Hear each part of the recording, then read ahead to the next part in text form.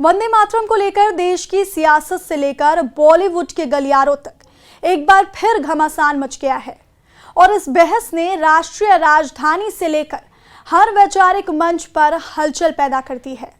इस पूरे विवाद की शुरुआत तब हुई जब केंद्र सरकार और आधिकारिक आयोजनों में वंदे मातरम के सभी 6 छंदों को गाने या बजाए जाने को लेकर निर्देश सामने आए, जिसके बाद से राजनीतिक दलों के बीच आरोप प्रत्यारोप का दौर शुरू हो गया। इसी सिलसिले में पश्चिम बंगाल के दौरे पर पहुंचे केंद्रीय गृह मंत्री अमित शाह ने सिलीगुड़ी में एक कार्यक्रम के दौरान इस फैसले को एक ऐतिहासिक कदम करार दिया। गृह मंत्री ने जोर देकर कहा कि 80वें स्वतंत्रता दिवस के खास मौके पर लाल किले से देश ने पहली बार पूरा वंदे मातरम सुना है, जो कि हमारे स्वतंत्रता सेनानियों के लिए के बलिदान और राष्ट्र की मूल भावना का प्रतीक है। इसके साथ ही उन्होंने कांग्रेस पार्टी के उस पुराने रुख पर भी तीखा हमला बोला, जिसमें पार्टी केवल शुरुआती 2 छंदों को ही गाने की वकालत करती आ रही है।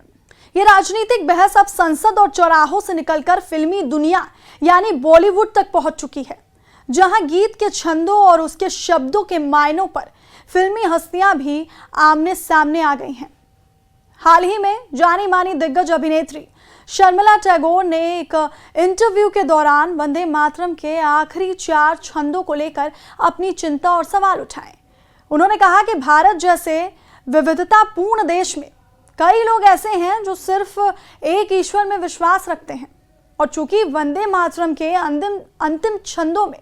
देवी दुर्गा और मां काली जैसे हिंदू देवी देवताओं का स्पष्ट जिक्र आता है, इसलिए एक ईश्वर को मानने वाले समुदाय के लिए उन पंक्तियों को गाना थोड़ा असहज या मुश्किल हो जाता है।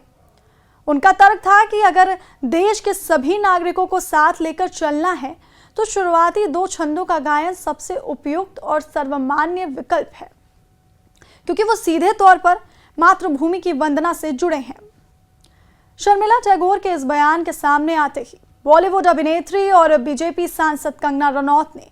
इस पर बेहद कड़ी प्रतिक्रिया दी और सोशल मीडिया के माध्यम से उन पर पलटवार किया।